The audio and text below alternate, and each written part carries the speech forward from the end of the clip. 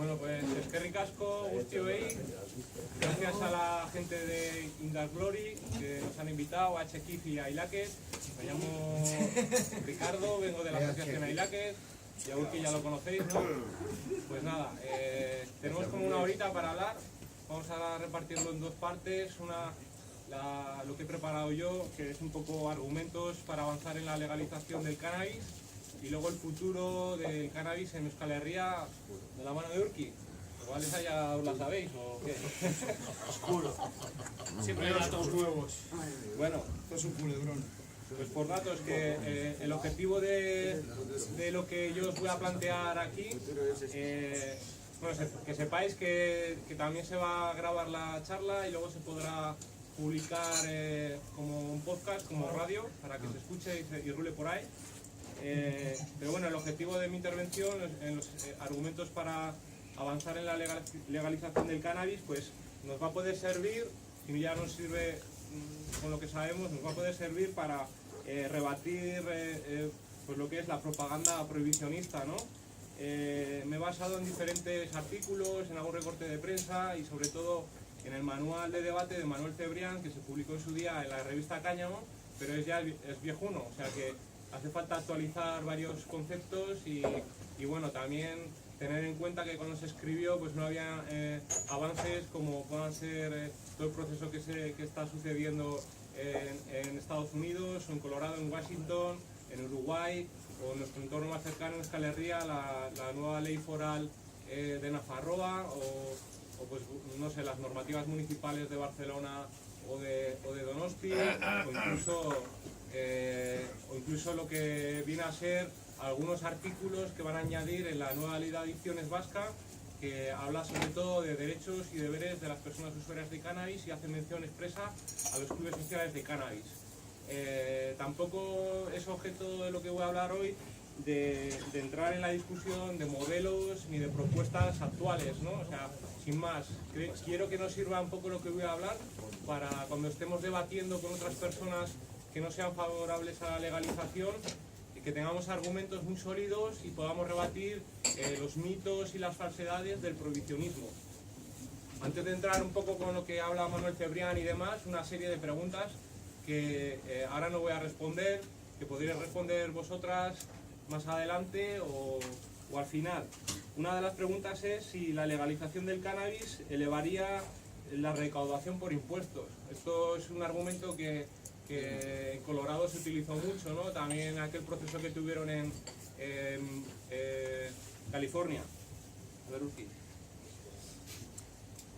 ¿Quieres una hoja? Sí, porque si no tengo una solución, añadirla. Más preguntas. Aparte de la recaudación, otra pregunta que nos podemos hacer es si la legalización provocaría un aumento del consumo de cannabis. Esto también es uno de los argumentos que se tienen muy en cuenta a la hora de plantear procesos de regulación o la legalización. Más preguntas. ¿La legalización solucionaría los problemas de salud? O otra más, que es un argumento típico del prohibicionismo, es el cannabis produce adicción. Vale, pues ahí lo dejo, hay como una serie de preguntas flotando en el aire, que daremos respuesta al final. Cuando iniciamos un debate, una conversación que defienda las posturas antiprohibicionistas, deberíamos de evitar siempre ciertos debates que no nos llevan a ningún sitio, ¿no? Se llaman los debates estériles, que nos eternizan en la conversación o que nos llevan a callejones sin salida y que no concretan nada. Por ejemplo, uno de esos debates estériles que no deberíamos de promocionar nunca es sobre la inocuidad o no del cannabis, si el cannabis es bueno o es malo. A fin de cuentas no es un tema que solo tenga que ver con la salud, sino también con los derechos de las personas usuarias de drogas. Y se trata de conocer y de manejar los riesgos de sustancias como el cannabis o otras sustancias o situaciones en la vida que tienen riesgos. Si determinamos por riesgos lo que es lícito o no es lícito, pues prácticamente no podríamos salir de casa, ¿no? Porque el día a día nos enfrenta a un montón de riesgos que tenemos que manejar y conocer.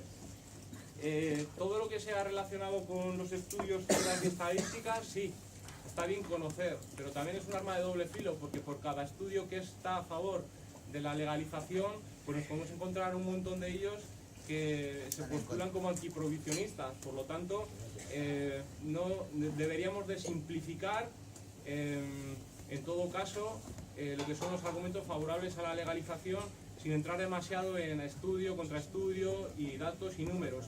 Si entramos en datos, números y estudios, deberíamos de manejar muy bien esos datos y poder rebatir estudios que nos saquen a colación cuando estemos en ello. Bueno, pues sin más, que sepáis que en el ámbito científico la mayoría, por no decir todos los estudios, están bien formulados y sus conclusiones son correctas. El problema es que muchos de ellos son contradictorios unos con otros. Por lo tanto, hay que avanzar mucho más en el tema científico para tener conclusiones concretas que avalen las teorías, ¿no? La mejor teoría de todas es que día a día millones de personas usuarias de cannabis lo consumen y, pues no sé, no están ni los hospitales llenos de enfermos, no provoca excesivos daños a la salud y no genera una gran peligrosidad social o ninguna peligrosidad social ni demás, ¿no? Luego nos meteremos con el tema represivo y el tema cárcel, que esto es otra cuestión. Otro de los debates estériles que no nos llevan a ningún lado y que más bien pasan por alto lo que son los temas relacionados con la salud y los derechos de las personas usuarias y tienen más que ver con temas morales o ideológicos. Es la afirmación del prohibicionismo que para divertirse no hacen falta drogas. Pues bueno, pues tampoco hace falta la televisión o hacer deporte o venir a un concierto de los Revolutionary Brothers para divertirse, ¿no? Sin más. Somos unos yonkis. Se trata, en todo caso, de una elección libre de las personas que debería de estar lo más informada posible para tener una decisión consecuente, responsable y, en todo caso, si se asumen riesgos, pues minimizar o reducir algunos de ellos. Lo que sí que tenemos que manejar muy bien son los argumentos contundentes, que son muy difíciles de refutar por parte del prohibicionismo y demás. Uno de ellos es, uno que tenemos que manejar bastante bien, es que la prohibición genera enormes costes y más problemas que el propio cannabis. En este sentido, los costes son enormes, a nivel policial, a nivel represivo y a nivel de ejércitos. No hace falta irse a ejemplos como México o como hace unos años Colombia, cómo están y cómo está toda la situación de violencia generada por los cárteles de drogas y por, en todo caso, la situación de ilegalidad de esas sustancias, ¿no? Podemos tener en cuenta ejemplos más cercanos, no sé, recuerdo el buque de la Armada Española, Juan Sebastián Elcano, llevando 200 kilos de cocaína, o recuerdo la desaparición de 2 toneladas de drogas en un almacén de incautación de la Guardia Civil en Andalucía, o recientemente en Málaga, que esté acusado un jefe de una unidad antidroga por delitos de tráfico de drogas. O sea, lo tenemos aquí y lo estamos viendo, incluso en Euskal Herria también hay ertzainas que están acusados de delitos similares. Por lo tanto, pues bueno, pues este argumento es bastante sólido, ¿no? En todo caso, tenemos que tener en cuenta un concepto clave. Una ley no es justa cuando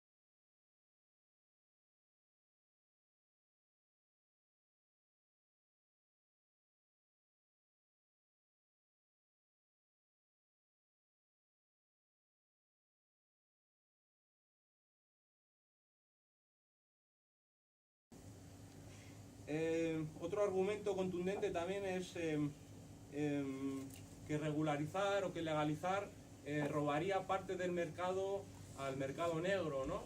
Entonces, bueno, pues la gente que está a favor del prohibicionismo no está a favor del mercado negro directamente, aunque indirectamente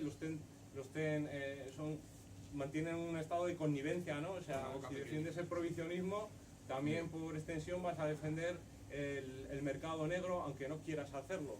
Entonces esa es una de las consecuencias chungas del prohibicionismo que tenemos que sacar a relucir también. Podríamos robar parte del mercado al mercado negro, pero tampoco nos equivoquemos, el mercado negro no desaparecería, seguiría existiendo, y de ahí, por ejemplo, podemos sacar datos como que, por ejemplo, en Andalucía el 40% del tabaco que circula es de contrabando. Bien, entonces, pues bueno, también son conceptos que tienen que ver con el precio, con la capacidad adquisitiva, con la disponibilidad, con un montón de cosas que van más allá de la legalización o de la regulación. En todo caso, la legalización dignificaría el acceso a todas las personas a esa sustancia.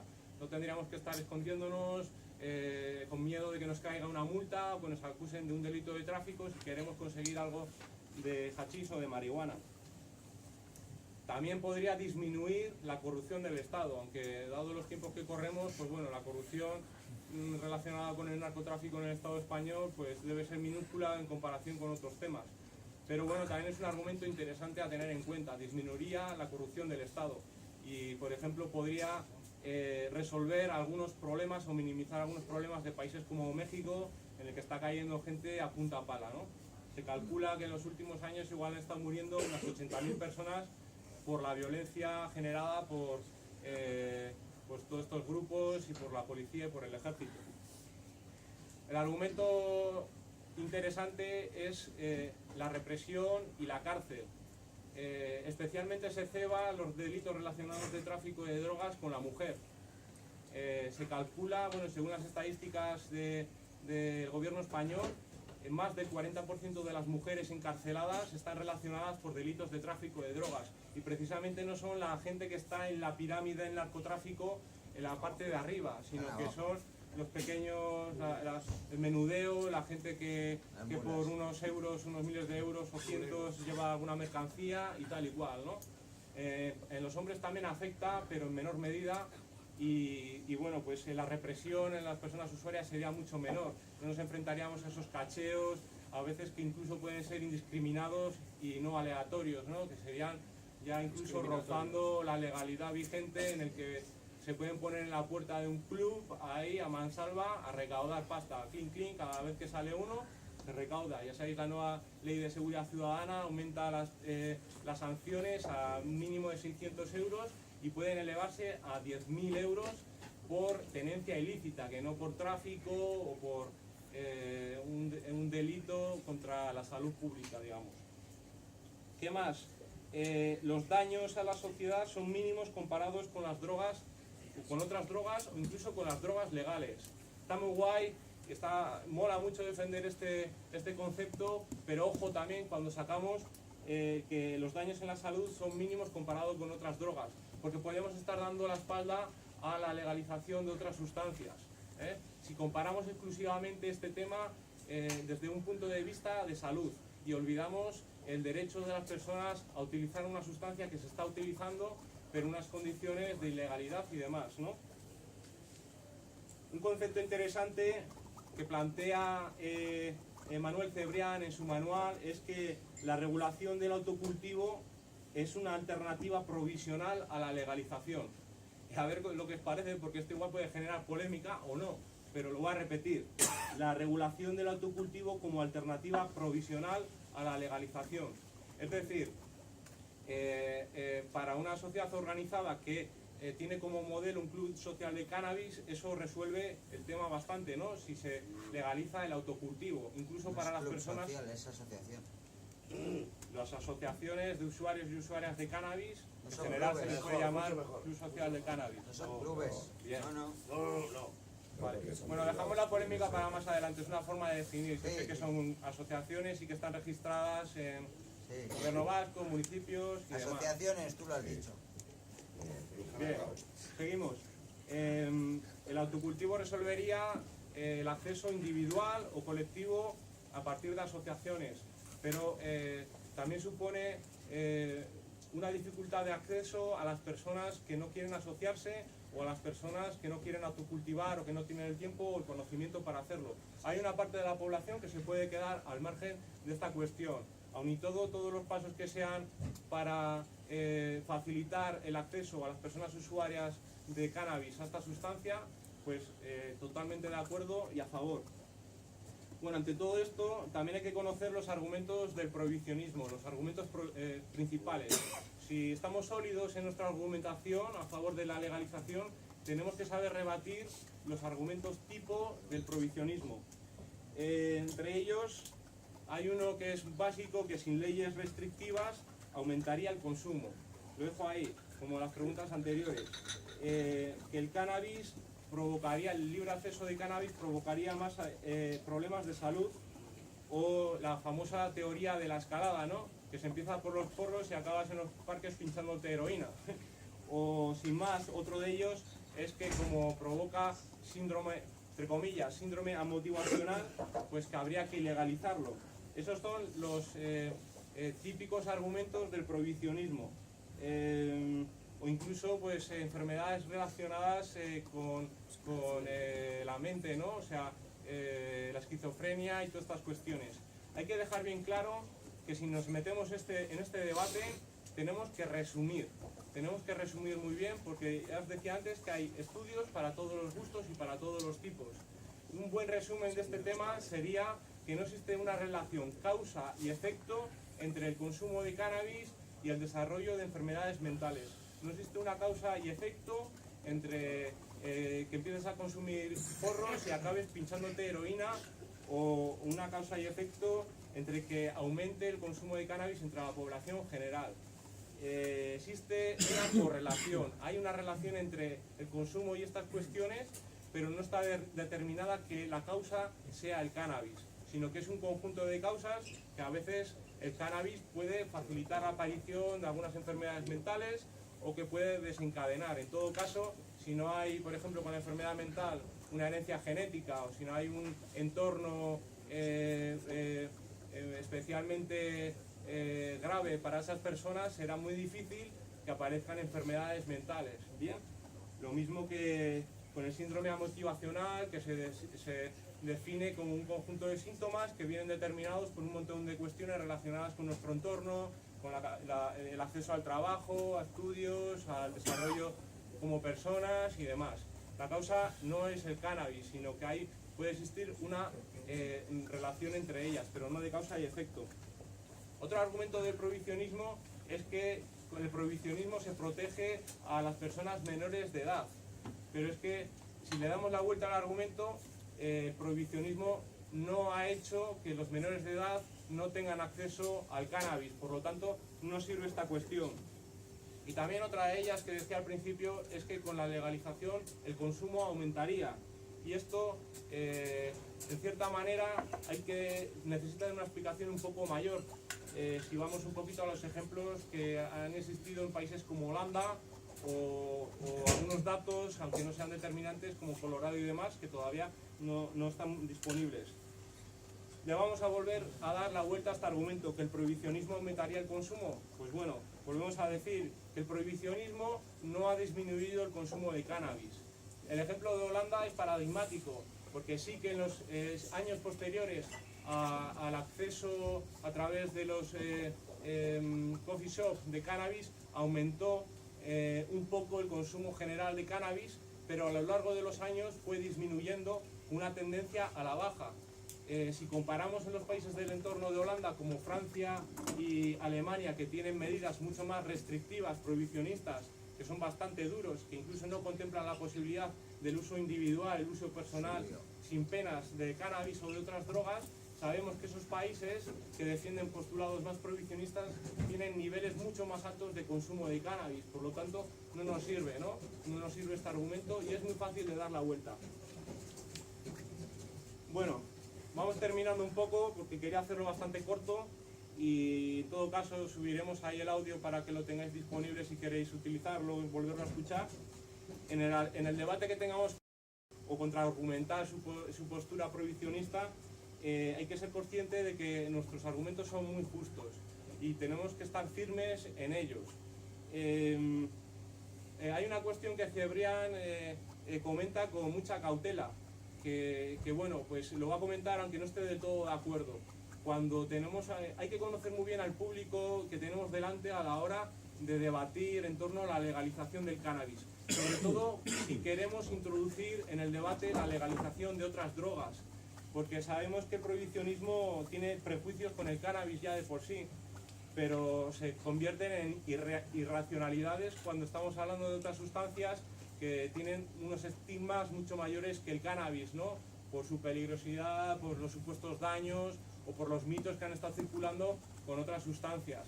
Por lo tanto, con cautela, aun y todo, cerrarnos en banda a la hora de introducir otras sustancias y otras drogas en el debate nos puede de nuevo dar la espalda y cerrar las puertas a poder iniciar un debate de legalización de otras sustancias. Que sepáis que Ailaque estamos formados por personas usuarias de drogas en general, no solo de cannabis y de otras sustancias, y que lo que sean los debates exclusivos de cannabis apoyamos, pero tampoco vamos a apoyar posturas que no den pie a hablar de la legalización de otras sustancias, ¿no? Sin más, sin propuesta de modelos concretos, porque creemos que no es nuestro caso, y que igual los clubes sociales de cannabis o las asociaciones de usuarios y usuarias de cannabis sí que tenéis propuestas muy concretas que son muy interesantes.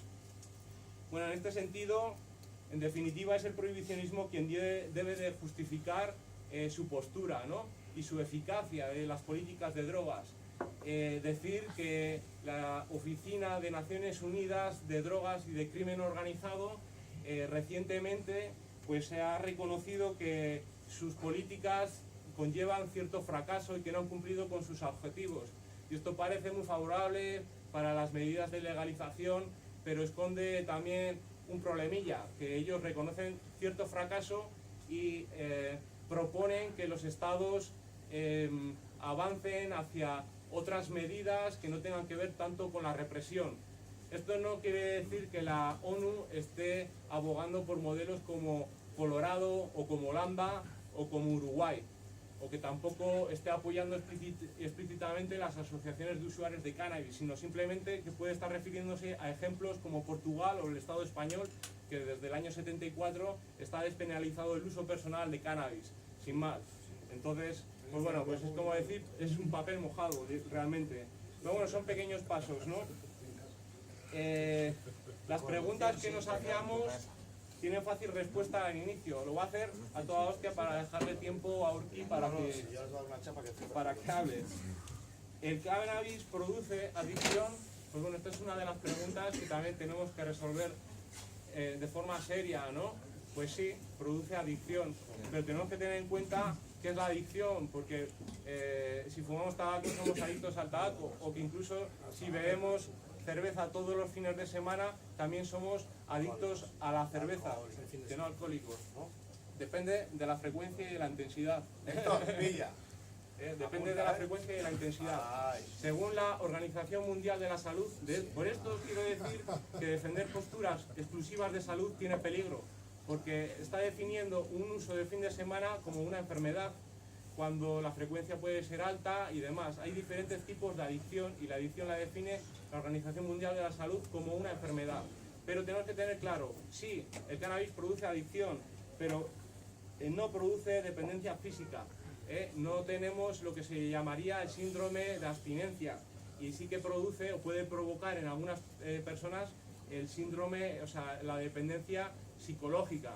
Y en algunas personas incluso esa dependencia psicológica hace que no puedan abandonar un consumo o que no puedan reducir un consumo cuando esas personas quieren hacerlo. En todo caso, vuelvo a insistir, los temas de salud, para los temas de salud, y seguimos hablando de los derechos de las personas para utilizar esta sustancia, que libremente quieren utilizarla todos los días o según le apetezca, ¿no?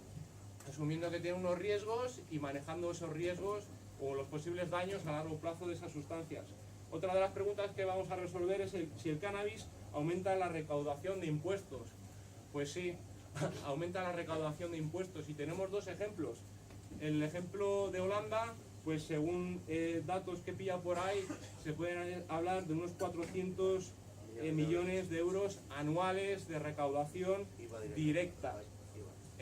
Y luego incluso a 1.400 millones de euros por lo que es el turismo canábico en la ciudad. Además, es un turismo que puede llegar a ser muy atractivo para los países, de ahí que, por ejemplo, Raquel Piraue, una asesora del gobierno de Uruguay, defendía que viva el turismo canábico porque pues, es una gente muy interesante, que además tiene un montón de inquietudes y demás, y que no va a tornar en una peligrosidad social ni nada por el estilo, como algunos prohibicionistas argumentan, ¿no? El ejemplo de Colorado también es interesante porque vuelvo a meter el tema de salud.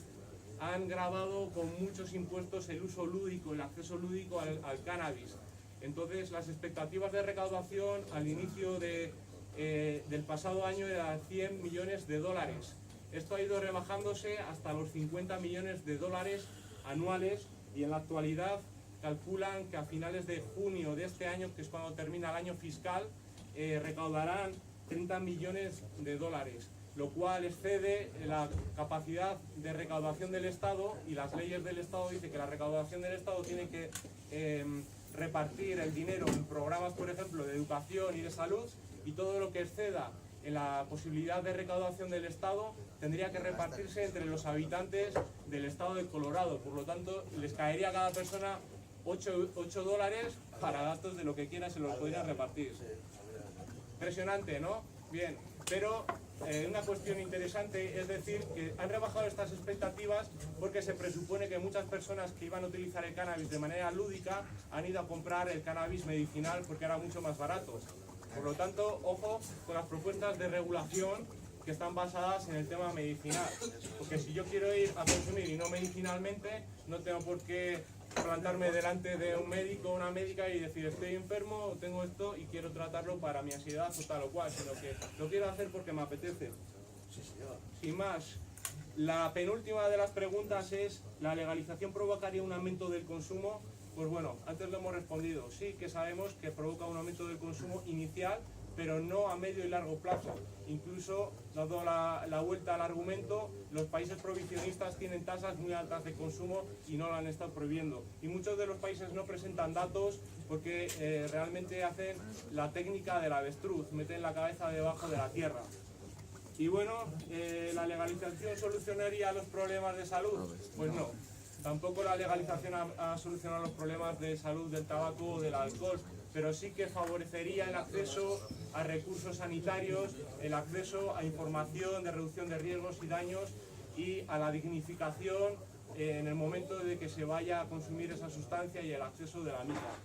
Todas estas preguntas las tenemos que manejar, y la última de las preguntas que lanzamos es la que nosotros no tenemos que defender, o sea, la que nosotros no tenemos que responder. Aquellas personas que defendemos la desaparición del prohibicionismo, un escenario de regulación o de legalización del cannabis, no tenemos que responder a la pregunta que sí que tienen que responder las personas que defienden el prohibicionismo, y es la siguiente: ¿cómo se puede justificar el prohibicionismo cuando su eficacia no ha sido demostrada?